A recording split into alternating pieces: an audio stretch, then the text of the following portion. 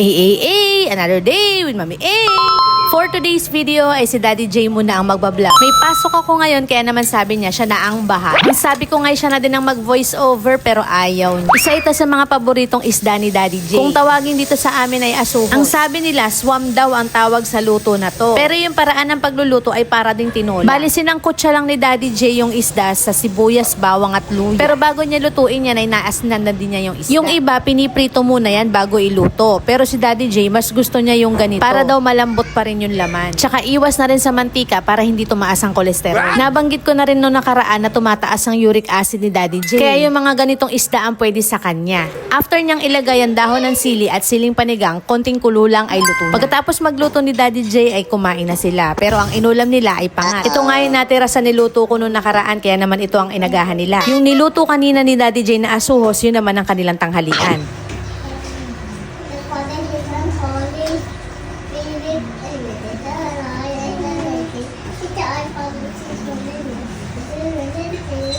Amen. Sa mga oras na to ay nasa opisina na ako kaya si Daddy J na talaga ang bahala sa lahat. Naging busy kasi ako nung umaga dahil may inayos ako mga papel para sa kapatid kong nasa Dubai. Meron kasing programa ang munisipyo dito sa lugar namin para sa mga OFW na apektado ng gera sa Middle East. Inayos ko lang yung mga requirements na kakailanganin niya tapos ang nanay ko naman ang nagdala sa munisipyo. After nun ay dumiretso na ako sa pagpasok sa opisina kaya naman hindi na ako nakasabay kumain ng agahan sa kanila. Sa tuwing kakain nga kami ay laging si Daddy J ang nahuhuli sa pagkain. Normal na kasi sa kanya yung ganyan. Siya yung naglalagay ng pagkain ng mga anak niya at siya na din ang naghihimay ng ulam ng mga anak niya. Anak niya lang talaga. Ewan ko ba, ganyan talaga siya. Napaka-sweet. Lalo na nung mga panahon nagbe-breastfeed pa ako. Pinapauna niya talaga akong kumain para daw masiyahan ako sa pagkain. Yan talaga yung normal na ginagawa ni Daddy J araw-araw. Hindi dahil may camera o nagbablog kami. Yan yung natural na Daddy J. Ay! Pabonus ka naman, Daddy J!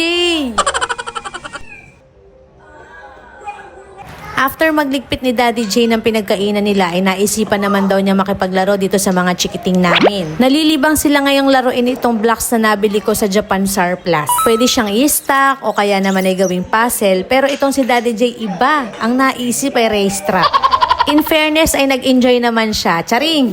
Sa totoo lang ay pagdating sa laruan ay lamang talaga si Daddy J. Gustuhin ko mang bumili ng Barbie eh hindi pwede. Kaya naman mas madalas siya ang nag-e-enjoy. Napaka-unfair. After niya makipaglaro sa mga bagets, hayan at nakapaglinis na rin siya ng bote. Naggagatas pa kasi si Bunso kaya naman hanggang ngayon na hindi pa kami graduate sa paghuhugas ng milk bottles. Milk bottles? Talaga bang napakasipag nitong Daddy J. After niyan ay mag-uurong naman siya. Sa totoo lang ay napakaswerte ko talaga sa kanya kasi hindi mo na yan kailangang utusan. Hindi man siya perpektong asawa at hindi rin perpekto ang pagsasama namin pero lahat ginagawa niya ng paraan para mas maging magaan ang pagsasama namin. Ay, baka magkaiyakan pa tayo, Didi. After nga niyan ay nagpaligo na siya ng mga bagets. Tapos ay nagtapo na siya ng mga basura namin dito sa loob ng bahay pati na rin dun sa labas.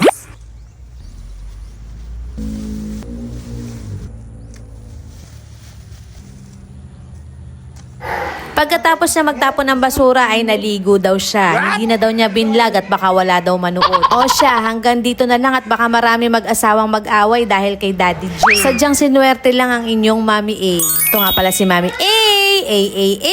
Follow for more. Bye!